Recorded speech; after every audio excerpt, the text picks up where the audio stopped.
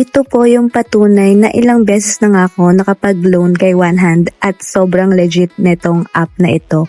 Kung gusto niyo mag-loan sa kanila ay sundan niyo lang ang step by step kung paano nga gamitin itong app na ito at kung paano ba makapag-loan dito sa kanila. For today's video ay i-share ko nga sa inyo ang easy way para mag-apply ng loan dito kay OneHand.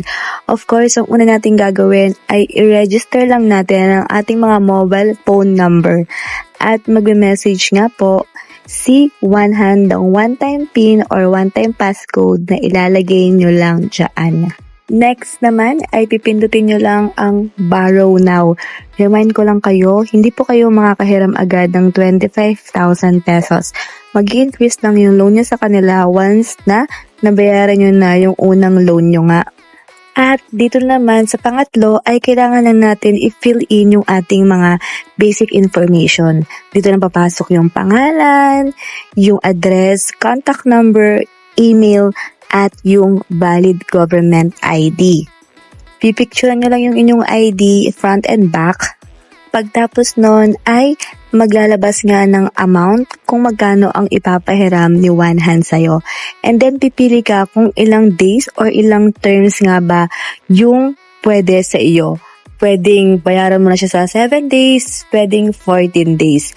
Pero ako kasi nung nag-first loan ako ay 1 month agad yung binigay sa akin ni OneHand. At ang pinakahuli naman ay yung disbursement. Pipili lang kayo kung saan nyo ipapadala yung niloan nyo sa kanila. At ito nga yung allowed kung saan pwede. GCash, payment, ShopeePay, RD Pawn Shop, TrueMoney, 7-Eleven. Depende na po sa inyo kung ano yung pipiliin ninyo. As fast as 5 minutes ay pwede na nga kayong makapag-loan dito kay OneHand. 100% legit. At pwede nyo nga rin din i-increase ang inyong loan basta ma-provide nyo ito lahat.